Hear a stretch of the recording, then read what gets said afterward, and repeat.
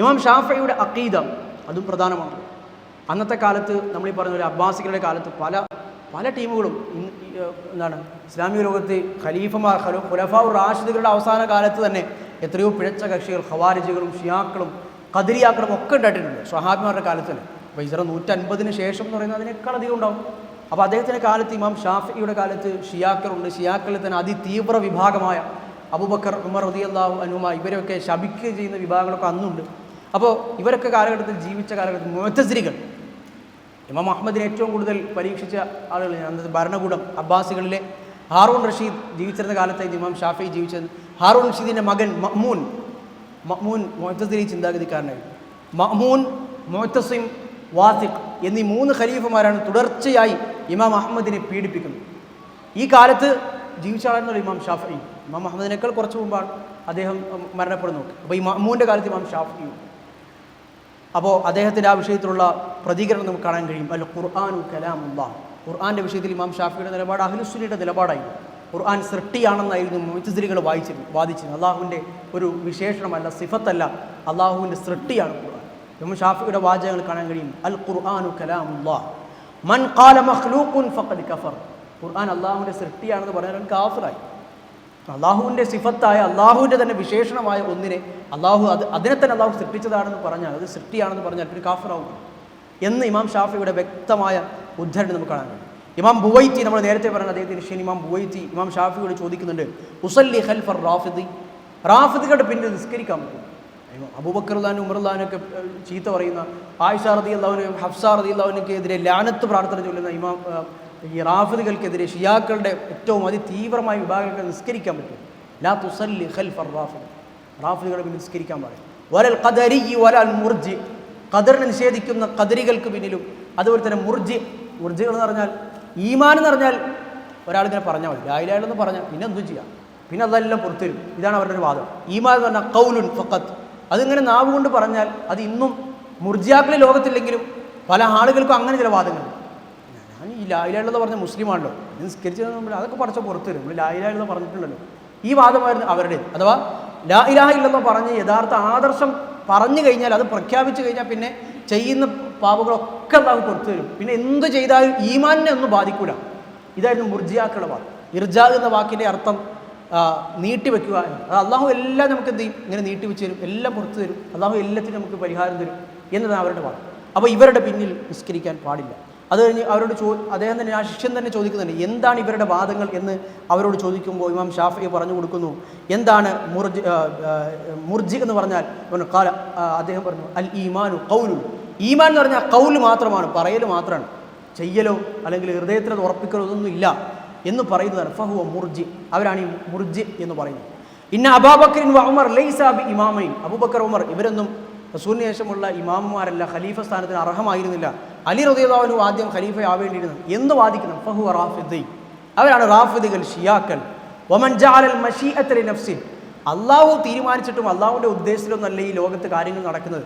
അത് നമ്മളെന്ത് തീരുമാനിക്കുന്നു, അപ്പോൾ നമ്മളൊരു കാര്യം ചെയ്തു, അതിനുശേഷമാണ് പടച്ചവൻ എന്തൊക്കെ അറിയുന്നത്. അത് അള്ളാഹുവിൻ്റെ വിധിയോ തീരുമാനമോ ഉദ്ദേശമോ ഒന്നിന് പിന്നിലില്ല എന്ന് പറയുന്ന ഫഹുവ ഖദരി, അവരാണ് ഈ ഖദരികൾ എന്ന് ഇമാം ഷാഫി തൻ്റെ ശിഷ്യന് പഠിപ്പിച്ചു കൊടുക്കുന്ന നമുക്ക് കാണാൻ കഴിയും. ഇമാം ഇന്ന് നമ്മുടെ നാട്ടിലും അതുപോലെ തന്നെ ലോകത്ത് തന്നെ പറയുമ്പോൾ ഷാഫി മദ്ഹബുകാരായ ആളുകൾ, ഈ അഹ്ലുൽ കലാമിൻ്റെ ആളുകൾ, ഇൽമുൽ കലാം അതാണ് അഖീദ എന്ന് പറഞ്ഞു നടക്കുന്ന ആളുകൾ നമുക്ക് കാണാൻ കഴിയും.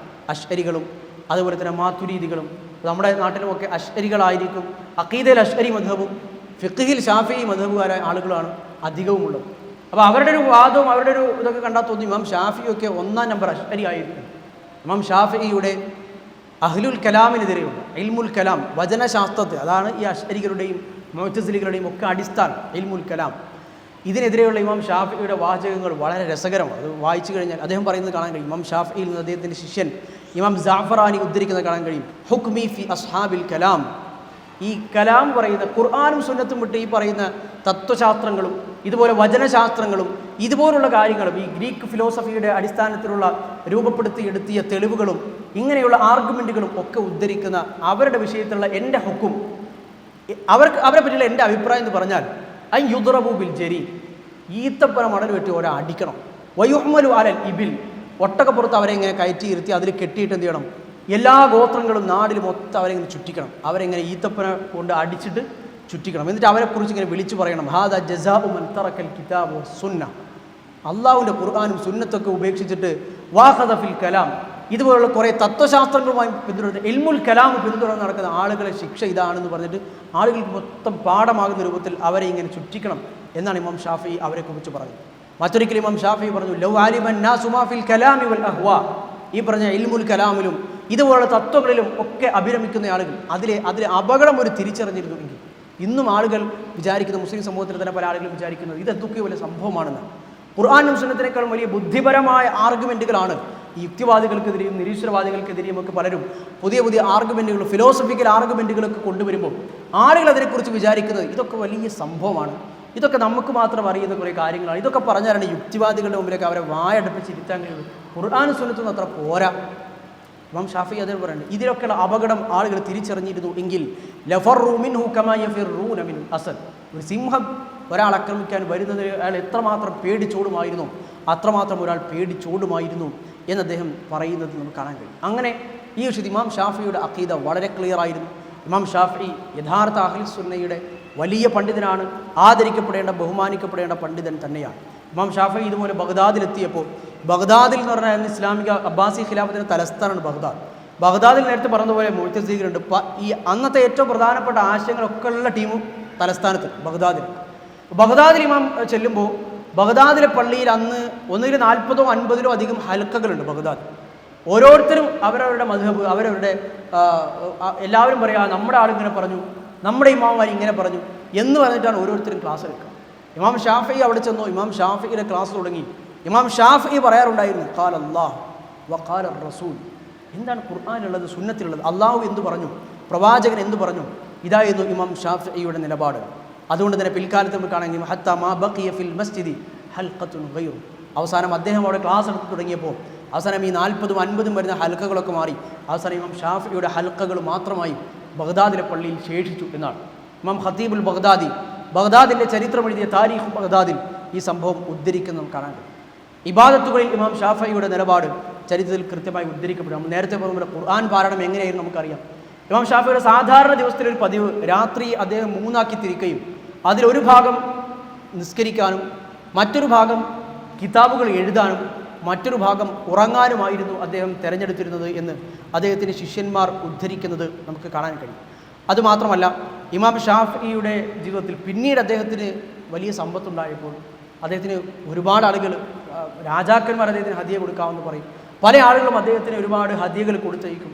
ഇതൊക്കെയും അദ്ദേഹത്തിൻ്റെ ജീവിതത്തിൽ അദ്ദേഹത്തോളം വലിയൊരു ധർമ്മിഷ്ഠനെ നാം കണ്ടിട്ടില്ല. അദ്ദേഹം ഒരു യാത്ര കഴിഞ്ഞ് തിരിച്ചെത്തി മക്കയിൽ പ്രവേശിക്കുന്നതിന് മുമ്പ് അദ്ദേഹത്തിൻ്റെ അടുക്കലുണ്ടായിരുന്ന മുഴുവൻ സമ്പത്തും അത് ഏകദേശം അദ്ദേഹത്തിൻ്റെ ഒരു തട്ടത്തിൽ, ഒരു മിന്തിരിൽ 10,000 ദീനാർ, ഒരു ദീനാർ എന്ന് പറഞ്ഞാൽ സ്വർണ്ണ നാണയം, ഒരു ദീനാറിൻ്റെ ഒരു മൂല്യം കണക്കാക്കുകയാണെങ്കിൽ ദീനാർ എന്ന് പറഞ്ഞാൽ ഒരു രൂപ എന്നുള്ള അർത്ഥത്തിലല്ല, ഒരു സ്വർണ്ണ നാണയം എന്നാണ്. അതായത് നമ്മൾ ഇന്നത്തെ കാലത്ത് നമ്മൾ അളക്കുകയാണെങ്കിൽ ഒരു 4.25 ഗ്രാമൊക്കെ, ഒരു അരപ്പവനൊക്കെ എന്ത് ചെയ്യും, ഒരു ദീനാറും. അപ്പോൾ 10,000 ദീനാർ അദ്ദേഹത്തിൻ്റെ കൈവശമുണ്ടായി. അത് മുഴുവൻ അദ്ദേഹം ദാനം ചെയ്ത്, അദ്ദേഹത്തെ പ്രത്യേകിച്ച് ഖുറൈശികൾക്കിടയിൽ, അദ്ദേഹത്തിൻ്റെ കുടുംബക്കാർക്കിടയിൽ ദാനം ചെയ്തിട്ടാണ് അദ്ദേഹം മക്കയിലേക്ക് പ്രവേശിച്ചത് തന്നെ എന്ന് അദ്ദേഹത്തിൻ്റെ ചരിത്രത്തിൽ നമുക്ക് കാണാൻ കഴിയും. അതുപോലെ തന്നെ അദ്ദേഹത്തിൻ്റെ ശിഷ്യന്മാർ ഉദയമായി ഇസ്മായിലുൽ ഹിമ്യരി റഹ്മത്തുള്ളാഹി അലൈഹി ഉദ്ധരിക്കുന്ന കാണാൻ കഴിയും. ഖലീഫ അബ്ബാസി ഖലീഫ ഹാറൂൺ റഷീദിൻ്റെ മുമ്പിൽ വെച്ച് പിഴച്ച കക്ഷിക്കാരായിരുന്ന ബിശ്റുൽ മരീസിയോടൊപ്പം മരീസിക്കതെ അദ്ദേഹം എന്ത് ചെയ്തു, അദ്ദേഹം ഒരു സംവാദം നടത്തി. ഇതിൽ ഇമാം ഷാഫി ജയിച്ചു. അദ്ദേഹം പിഴച്ച വാദങ്ങൾ പറയുന്നുണ്ട് ബിശ്റുൽ മരീസി, ഇത് ഇമാം ഷാഫി ജയിച്ചു. അപ്പോൾ ഖലീഫ ഹാറൂൺ റഷീദിൻ്റെ മതിപ്പുണ്ടായി. ഖലീഫ ഹാറൂൺ റഷീദ് അഹ്ലുസ് സുന്നയിൽ ജീവിച്ച വലിയ പണ്ഡിതനാണ്. ചരിത്രത്തിൽ ഈ 1001 രാവുകളും കഥകളിലൊക്കെ ഒരുപാട് തെറ്റിദ്ധരിപ്പിക്കപ്പെട്ട ഒരാൾ കൂടിയാണ് ഖലീഫ ഹാറൂൺ റഷീദ്. നല്ല ഇസ്ലാമികമായ മൂല്യങ്ങൾ ജീവിതത്തിൽ മുറുകെ പിടിച്ചിരുന്ന, ഇസ്ലാമികമായി നിരവധി സേവനങ്ങൾ അർപ്പിച്ചാണ് ഇമാം ഹാറൂൺ റഷീദ്. അദ്ദേഹം അറിയപ്പെട്ട, അതിന് അർഹതയുള്ള ഒരാൾ തന്നെയാണ് ഇമാം ഹാറൂൺ റഷീദ്, ഖലീഫ ഹാറൂൺ റഷീദ്. അദ്ദേഹത്തെ ഈ 1001 രാവുകളിലും മറ്റുമൊക്കെ ഒരു ലംബടനായും അതുപോലെ തന്നെ പല വിഷയങ്ങളിലുള്ള തൽപരനായും ഒക്കെ പിൽക്കാലത്ത് പരിചയപ്പെടുത്തിയിട്ടുള്ളത് ഇവിടെ സാന്ദർഭികമായി നമ്മൾ ഓർക്കേണ്ടത്. ഹാറൂൺ റഷീദ് അദ്ദേഹത്തിന് 50,000 ദിർഹം കൊടുത്തു. ഒരു ദിർഹം എന്ന് പറഞ്ഞാൽ ഒരു വെള്ളി നാണയം, ദീനാർ സ്വർണ്ണ നാണയം, ദിർഹം എന്ന് പറഞ്ഞാൽ വെള്ളി നാണയം. അതായത് ഒരു ദീനാറിൻ്റെ ഒരു പകുതി മൂല്യമാണ് ദിർഹമിന് വില. അതായത് ഒരു 2 ഗ്രാമൊക്കെയാണ്, 2 ഗ്രാം സ്വർണ്ണത്തിൻ്റെ വിലയൊക്കെയാണ് എന്ത് ചെയ്യാം ഒരു അന്നത്തെ ഒരു വെള്ളി നാണയത്തിന് ഉണ്ടാവും, ഒരു ദിർഹമിന്. ഒരു ദീനാർ എന്ന് പറയുമ്പോൾ ഒരു 4 ഗ്രാം സ്വർണത്തിൻ്റെയൊക്കെ ഒരു മൂല്യം ഉണ്ടാകും. അദ്ദേഹം അതുമായിട്ട് ഇങ്ങനെ യാത്ര ചെയ്യുകയായിരുന്നു. അദ്ദേഹം വീട്ടിലെത്തുന്നതിന് മുമ്പ് അത് മുഴുവൻ സ്വതക്ക കൊടുത്തു എന്ന് അദ്ദേഹത്തിൻ്റെ ശിഷ്യനായ ഇസ്മായിലുൽ ഹിമ്യരി പറയുന്നത് കാണാൻ കഴിയും. ഇതുപോലെ തന്നെ അദ്ദേഹത്തിൻ്റെ അടുത്തേക്ക് വരുന്ന ആർക്കും ഒരിക്കലും അദ്ദേഹത്തിന് ഹദിയ കിട്ടി. ഒരു പെരുന്നാളിൻ്റെ തലേ ദിവസമായിരുന്നു. അദ്ദേഹത്തിന് ആ ഹദിയ കിട്ടി. അദ്ദേഹം അത് പോക്കറ്റിൽ വെച്ച് അത് വീട്ടിൽ അത് പിന്നെ ഒന്ന് പുറത്തെടുക്കാൻ സമയമാകുന്നതിന് മുമ്പേ ഒരാൾ വന്ന് പറഞ്ഞു, അദ്ദേഹത്തെ പരിചയമുള്ള ഒരാൾ, എൻ്റെ ഭാര്യ പ്രസവിച്ചു, എൻ്റെ കയ്യിലൊന്നുമില്ല. ആ കിഴി മുഴുവൻ അതുവഴി അത് എണ്ണി നോക്കുക പോലും ചെയ്യാതെ അദ്ദേഹം മുഴുവൻ ദാനമായി കൊടുത്തു എന്ന് അദ്ദേഹത്തിൻ്റെ ശിഷ്യനായിരുന്ന ഇമാം ഇസ്മാഇലുൽ മുസനി റഹ്മത്തുള്ളാഹി അലൈഹി ഉദ്ധരിക്കുന്നത് നമുക്ക് കാണാൻ കഴിയും. ഇത് ഇമാം ഷാഫിയുടെ ഒരു സവിശേഷതയായി പലരും എടുത്തു പറഞ്ഞിട്ടുണ്ട്. ചെറുപ്പകാലത്ത് അനാഥത്വത്തിൻ്റെയും ദാരിദ്ര്യത്തിൻ്റെയും ഒക്കെ കയ്പ്പ് രസം പഠിച്ച് അത് അനുഭവിച്ചു പറഞ്ഞ ഇമാം ഷാഫി പിന്നീട് അദ്ദേഹത്തിന് ലഭിച്ച സമ്പത്തുകളിൽ അത് സ്വരുക്കൂട്ടുക എന്നത് അദ്ദേഹത്തിൻ്റെ ലക്ഷ്യമായിരുന്നില്ല എന്ന് ചുരുക്കം. ഒരു മനുഷ്യനെ ഒരു കുട്ടിയെ പഠിപ്പിക്കുന്നത് എന്താണെന്ന് ഖലീഫ ഹാറൂൺ റഷീദിനെ മക്കളെ പഠിപ്പിക്കുന്ന ഉസ്താദിനോട് ഉപദേശം കൊടുക്കുമെന്ന് ചോദിച്ചു ഇമാം ഷാഫി വന്നപ്പോൾ. അപ്പോൾ ഖലീഫയുടെ മക്കളെ പഠിപ്പിക്കുന്ന അബ്ദുസ്സമദ് എന്ന പേരുള്ള ഉസ്താദിന് അദ്ദേഹം കൊടുത്ത ഉപദേശങ്ങൾ അത് നമുക്കും നമ്മുടെ ജീവിതത്തിൽ പ്രാവർത്തികമാക്കാൻ കഴിയുന്ന ഒരു ഉപദേശമായതുകൊണ്ട്, ഒരു മുൻഗണനാ ക്രമമായതുകൊണ്ട് നാം അതൊന്ന് വിശദീകരിക്കാം. ആ ഒരു ഉപദേശം അദ്ദേഹം ആ ഉസ്താദിന് ആ ഖലീഫയുടെ മക്കളെ പഠിപ്പിക്കാനായി കൊടുത്ത ഉപദേശം ഇതാണ്: ലിയകുൻ അവ്വല മാ തബ്ദഉ ബിഹി മിൻ ഇസ്ലാഹി ഔലാദിൽ അമീരിൽ മുഅ്മിനീൻ ഇസ്ലാഹു നഫ്സിക്. ഒരു കുട്ടിയെ പഠിപ്പിക്കണമെങ്കിൽ, ഒരു ഖലീഫയുടെ മക്കളെ നിനക്ക് പഠിപ്പിക്കണമെങ്കിൽ ആദ്യം അവരെ നന്നാക്കൽ ആദ്യം ചെയ്യുന്നത് നീ സ്വയം നന്നാവുകയാണ്. നമ്മുടെ മക്കളെ പഠിപ്പിക്കുന്ന വിഷയത്തിൽ ഇമാം ഷാഫിയുടെ മുൻഗണനാക്രമം നമുക്ക് വളരെയധികം ഉപകാരപ്പെടുന്നു. അവരെ നീ മടുപ്പിക്കുന്ന തരത്തിൽ അവർക്ക് നീ ഖുർആൻ ഓതി കൊടുക്കരുത്. എന്നാൽ അവർ പൂർണ്ണമായി അവർക്ക് മുഴുവൻ സമയവും കളിച്ചു നടക്കുന്ന രൂപത്തിൽ ഖുർആനിൽ നിന്ന് അവരെ അങ്ങ് വിട്ടേക്കുകയും ചെയ്യരുത്. ആദ്യം നീ അവർക്ക് പഠിപ്പിച്ചു കൊടുക്കേണ്ടത് വിശുദ്ധ ഖുർആനാണ്, അതുപോലെ തന്നെ ഹദീസുകളാണ്, അതുപോലെ തന്നെ അറബി ഭാഷയിലെ കവിതകൾ, ഖുർആനും സുന്നത്തും മനസ്സിലാക്കാൻ കഴിയുക ഭാഷാ പാണ്ഡിത്യം നീ അവർക്ക് പകർന്നു കൊടുക്കേണ്ടതുണ്ട്. ഒരു സമയം നീ ഒന്നേ പഠിപ്പിക്കാവൂ. ഇന്നത്തെ ഒരു പാഠ്യപദ്ധതിയും സമ്പ്രദായക്രമവും ഒക്കെ ഇതിന് വിരുദ്ധമാണ്. പണ്ടത്തെ നമ്മുടെ പള്ളി ദർസുകളിലൊക്കെ പിന്തുടരുന്ന സിസ്റ്റമായിരുന്നു. ഇമാം ഷാഫി റഹ്മത്തുള്ളാഹി അലൈഹി പറയുന്നു, വലാ തുഖ്രിജന്നഹും മിൻ ഇൽമിൻ ഇലാ ഗൈരി ഹത്താ യുഹ്കിമു. ഒരറിവ് പഠിപ്പിക്കുക, അത് യുഹ്കിമു, അതൊരു ഉറപ്പിലെത്തുന്നവരെ, ഒരു ഘട്ടത്തിലെത്തുന്നവരെ പിന്നെ അടുത്തത് പഠിപ്പിക്കുക. ഒന്ന് ക്ലിയർ ആക്കിയിട്ട് അടുത്തത് പഠിപ്പിക്കുക. ഫഇന്ന ഇസ്തിഹാമൽ കലാമി ഫി സമ് മദില്ലത്തുൽ ലിൽ ഫഹം. കാരണം ഒരുപാട് കാര്യങ്ങൾ ഒരുമിച്ച് കേട്ടാൽ എല്ലാം കൂടി ഒരു ആശയക്കുഴപ്പങ്ങളല്ലേ ഉണ്ടാവുകയോ. കാരണം ഇന്നത്തെ ലോകത്തെ ആളുകൾ അധികവും പിന്തുടരുന്ന ഒരു പാഠ്യക്രമം എന്ന് പറയുന്നത് അങ്ങനെ തന്നെയാണല്ലോ. പീരീഡുകളനുസരിച്ച് എല്ലാ കാര്യങ്ങളും ഒരുമിച്ച് പഠിപ്പിക്കുക. അവസാനം എക്സാം എഴുതി കഴിഞ്ഞാൽ പിന്നെ പിറ്റത്തെ ദിവസം എന്താണ് ഇപ്പോൾ ഓർമ്മയുള്ളതെന്ന് വെച്ചാൽ ഒന്നും ഓർമ്മ ഉണ്ടാവില്ല, എക്സാമിന് മാർക്ക് ഉണ്ടാവും. ഈ ഒരു രീതി. എന്നാൽ ഒന്ന് പഠിച്ചതിന് ശേഷം അടുത്തത് പഠിക്കുന്ന ക്രമം പിന്തുടരുക എന്നാണ് ഇമാം ഷാഫി റഹ്മത്തുള്ളാഹി അലൈഹി അദ്ദേഹത്തിന് കൊടുത്തത്. ഇമാം ഷാഫിയുടെ ഉസ്താദായിരുന്ന സുഫിയാൻ ഇബ്നു ഉയൈന റഹ്മത്തുള്ളാഹി അലൈഹി തബഉ താബിഈൻ, വലിയ പണ്ഡിതൻ. അദ്ദേഹം തഫ്സീറുകൾ, ഇമാം ഷാഫിയുടെ തഫ്സീറുകളിലുള്ള പാണ്ഡിത്യം അറിയിക്കുന്ന ഒരു സംഭവമാണ്. അദ്ദേഹത്തിൻ്റെ സദസ്സിൽ ഇമാം ഷാഫി ശിഷ്യനായി ഇരിക്കുന്നുണ്ടെങ്കിൽ അദ്ദേഹത്തിനോട് ആരെങ്കിലും തഫ്സീറുകളെക്കുറിച്ച് ചോദിച്ചാൽ, അതുപോലെ തന്നെ സ്വപ്നങ്ങളെക്കുറിച്ച് ചോദിച്ചാൽ ഉസ്താദ് പറയും, അതാ ഇമാം ഷാഫിയുടെ അടുത്തേക്ക് തിരിഞ്ഞിട്ട് പറയും, സലു ഹാദാ, ഇവനോട് ചോദിക്കും, ഇവനാണ് ആ വിഷയത്തിൽ എന്നെക്കാളും കൂടുതൽ അറിവുള്ളത്. സുഫിയാൻ ഇബ്നു ഉയൈന ചെറിയ പണ്ഡിതനാണ്, വലിയ പണ്ഡിതനായിരുന്നു സുഫിയാൻ ഇബ്നു ഉയൈന. അങ്ങനെയായിരുന്നു ഇമാം ഷാഫിയോട് പെരുമാറിയിരുന്നത് എന്ന് നമുക്ക് കാണാൻ കഴിയും. അതുപോലെ തന്നെ ഒരിക്കൽ ഒരു സദസ്സിൽ സുഫിയാൻ ഇബ്നു ഉയൈന റഹ്മത്തുള്ളാഹിയുടെ തന്നെ സദസ്സിൽ ഒരിക്കൽ ഇരുന്നപ്പോൾ ഇമാം ഷാഫിക്ക് ബോധം കിട്ടും. എന്തോ ഒരു കാരണത്താൽ അദ്ദേഹത്തിന് ബോധമുണ്ട്. അപ്പോൾ ആളുകളൊക്കെ പറഞ്ഞു, മുഹമ്മദ് ബിൻ ഇദ്രീസ് മരിച്ചുപോയി എന്ന് പറഞ്ഞു.